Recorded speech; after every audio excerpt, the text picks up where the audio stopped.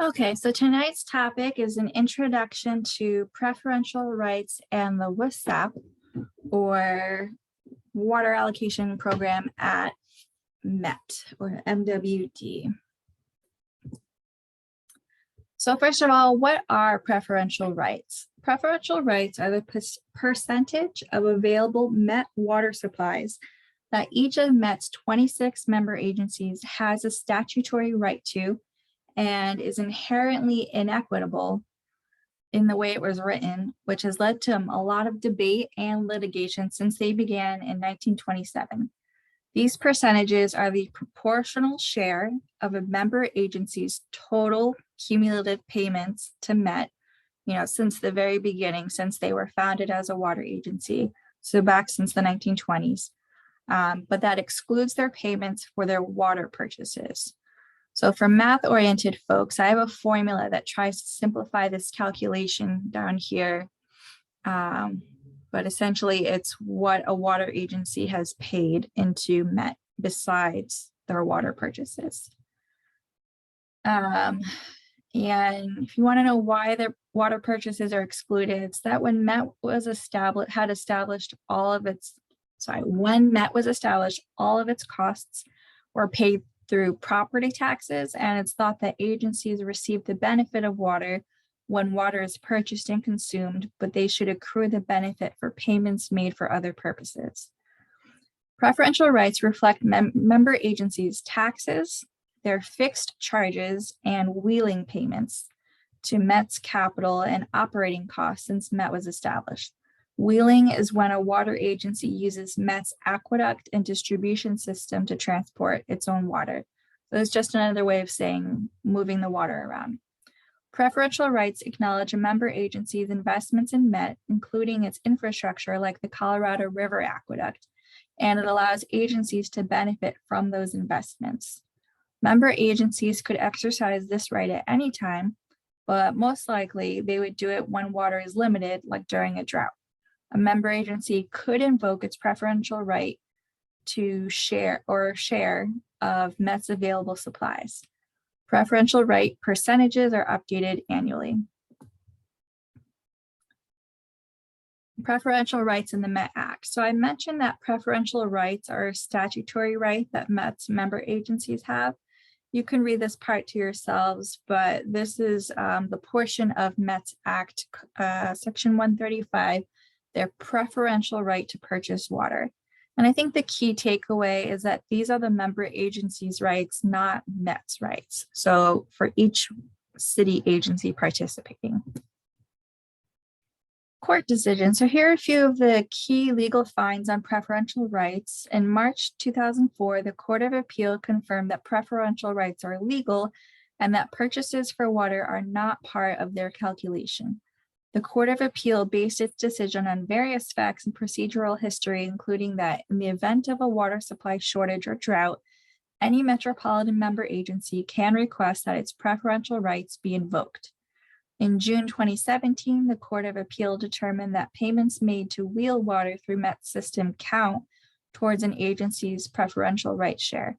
So that really shot it up for San Diego because they're so far away and had to get that water shipped pretty far. The major concern for decades was that LA had the most preferential rights because the rights are based on an accumulation of payments since 1927. So being a large city and with the development of suburbs and smaller cities, LA has paid the most in taxes as a result, or as the rest of Southern California has developed in the century since then. They also had the Owens Valley water supply. For those of you who remember when we were watching Chinatown, that was the topic of that movie. And a lot of other water agencies didn't have that same kind of access to other water. The law accepts purchase of water. So those who buy the most water or have the most need for MET water don't necessarily have the most rights to the water. So there are concerns of equity about that. It seems unlikely to me that LA would hog all the water in a drought now, considering that they have other sources of water. That might have been a much more serious problem back in the 20s and 30s, but now they've got a lot of other sources of water. But that inequity is still built into the law, and that law still exists. So when we think about Met's framing and structure and their perspective on things, the politics between the agencies, the factions, the cliques, the drama, all of that, a lot of that, it's been going on for decades because of things like this, because the inequity was built into the law. So here's just at a glance from 2020 member agencies' preferential rights. So you can see in orange is their rights. What do they have the right to? And then that greenish color is how much water they've actually been using on average in the last decade. So San Diego has a lot of rights to the water, especially with that wheeling, but they've tried to become much more independent and not so reliant on Met. And then you can see other folks like MODOC, that's Orange County. They use more water than they technically have the right to use. Here is kind of a snapshot of folks who have more preferential rights than the demand that they actually use. And a lot of these are underserved communities. And you can see that places like San Fernando and Compton here really don't have much of a right to water at all. Maybe because they're small, maybe because of valuation, a lot of different things. But, what does this say for underserved communities if they needed to invoke preferential rights? Compton doesn't have as much right to a water if we were in a circumstance where they really needed it. And that's something to think about when we think about inequity. So they also have something called the WSAP, kind of like that app, WhatsApp. It's like that without the T. So various proposals to the formula for preferential rights have come forward, but no consensus has actually ever been reached. No one can agree on how this should actually work because, there's a lot of different competing needs and factors. As a response to the concerns of inequity and preferential rights, Met has used different formulas to allocate water during past droughts. The Met board adopted WSAP in February 2008, and then the board implemented it twice, most recently in 2016. Unlike preferential rights, which acknowledges the investments member agencies have made in Met's capital and their operations and allows agencies to benefit from these investments, Met's water supply allocation plan provides a formula for allocating water supplies to member agencies during water shortages based on needs. Sounds great in theory, right?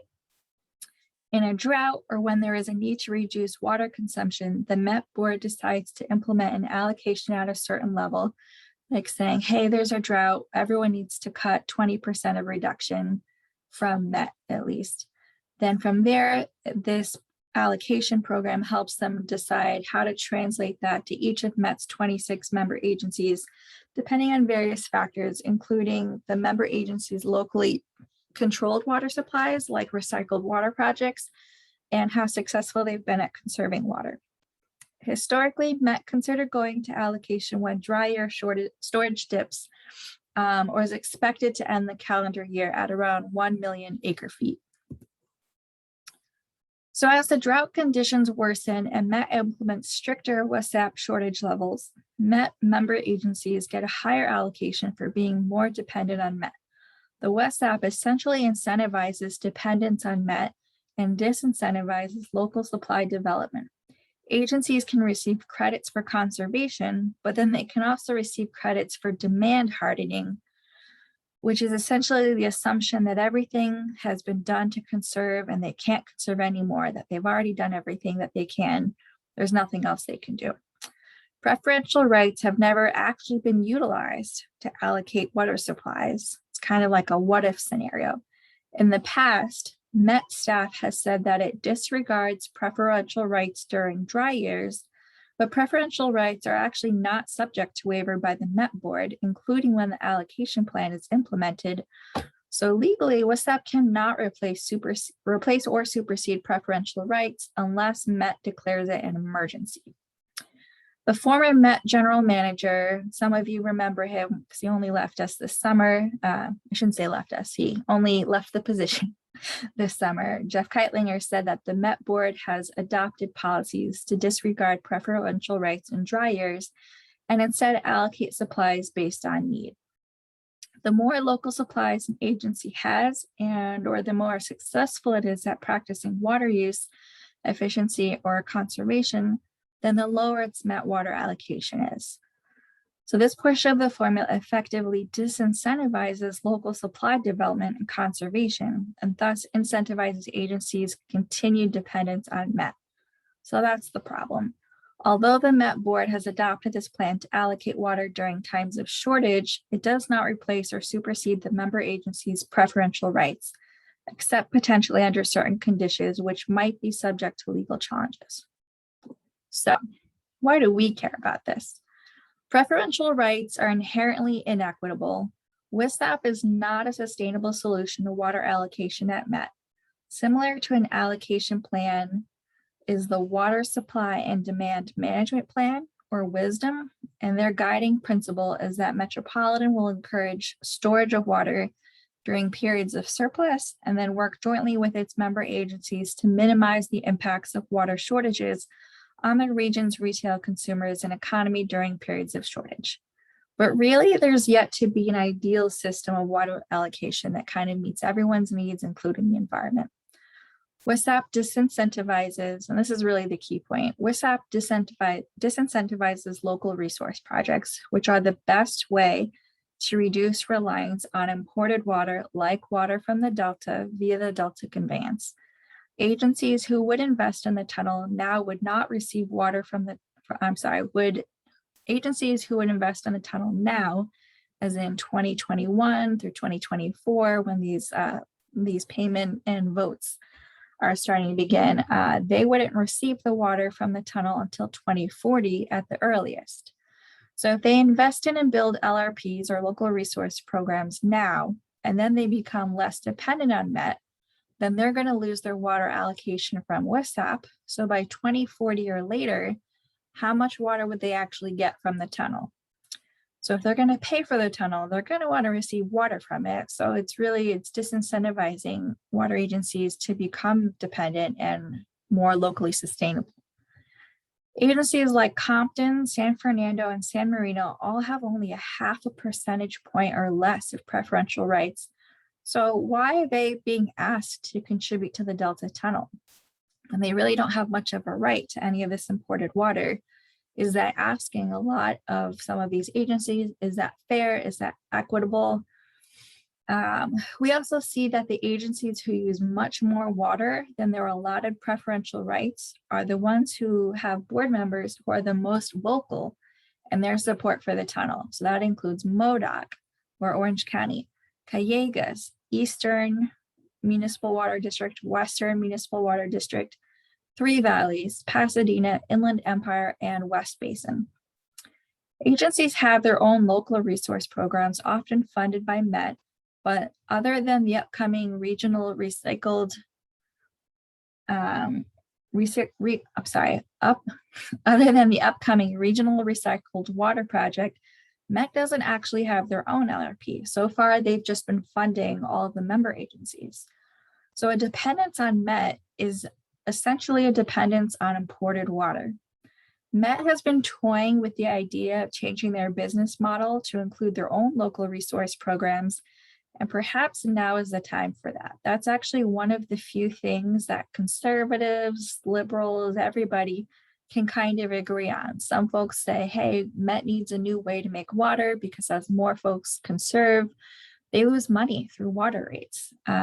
So it benefits the environment if they have local sustainable programs.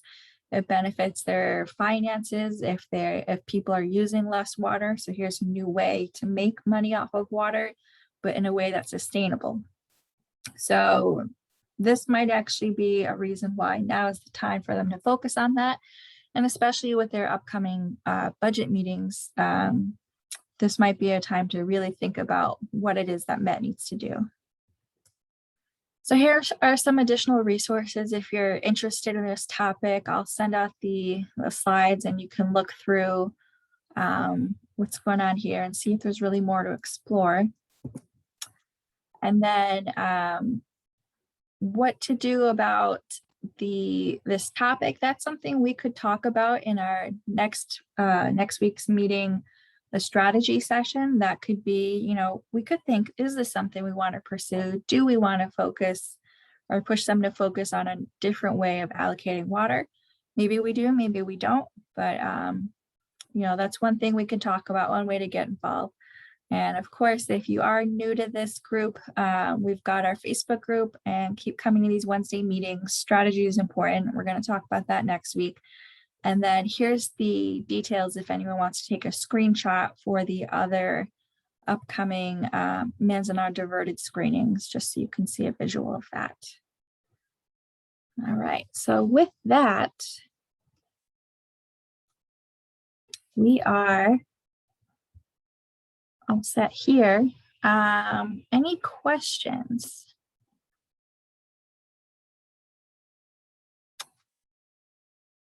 And someone asked if I'm going to email the slides out. Yes, I'll email these slides out in next week's email. I don't want to send everyone too many emails. I get a lot of complaints about that. So next week I will send out these slides so you can have the link, so you can look in detail.